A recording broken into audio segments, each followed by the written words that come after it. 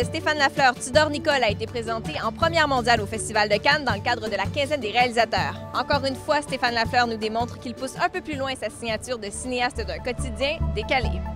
Salut Véronique, salut Nicole. Salut Martin. Qu'est-ce que vous faites? On s'entraîne pour les Olympiques. Qu'est-ce que ça représente pour toi la quinzaine en tant que réalisateur? Bien, je te dirais, j'ai eu une petite émotion quand j'ai vu leur bande-annonce. Au début, c'est essentiellement des noms de réalisateurs qui sont passés par la quinzaine. Puis il y a beaucoup de gens là-dedans que j'admire, que j'aime beaucoup. C'est clairement un bel honneur. Là.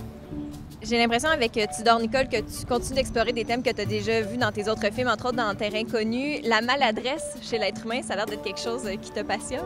Bien, tu sais, l'être humain, c'est une drôle de bébite. Là. Je pense que c'est un sujet inépuisable. Puis là, ce qui change un peu, c'est que les personnages sont un peu plus jeunes, fait que c'est d'autres réalités, d'autres dynamiques. Comment décrire l'humour de Stéphane Lafleur? Moi, j'ai beaucoup de difficulté à mettre un mot là-dessus. L'humour qu'il y a dans ses films, c'est vraiment lui. Il est comme ça dans la vie, là. Il est timide, il est discret. En même temps, il va dire quelque chose, puis c'est brillant. C'est un humour poétique, peut-être. Son humour, en fait, c'est juste de pointer les petits moments du quotidien très adroitement ou juste très simplement. Souvent, c'est juste dans un mouvement de caméra ou dans des objets. Des petits détails que des fois, on a à peine vu, puis quand tu revois le film, tu fais « Ah, mais oui, tout est pensé, tout est calculé, il n'y a rien qui est comme laissé au hasard. » Ça va où, là? Ben, je sais pas, je te suis. Ben, moi aussi, je te suis depuis tantôt.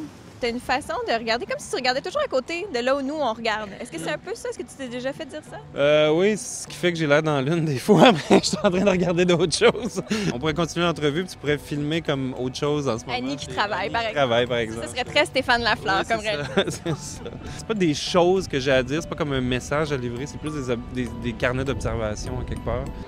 On dirait que tout ce qui me faisait triper de Stéphane, il a comme poussé ça un peu plus fort dans ce film-là. Puis je trouve ça plus poétique que les autres, je trouve ça plus drôle que les autres, je trouve ça plus beau même. Tu sais que tu as créé un monstre, il s'appelle Martin.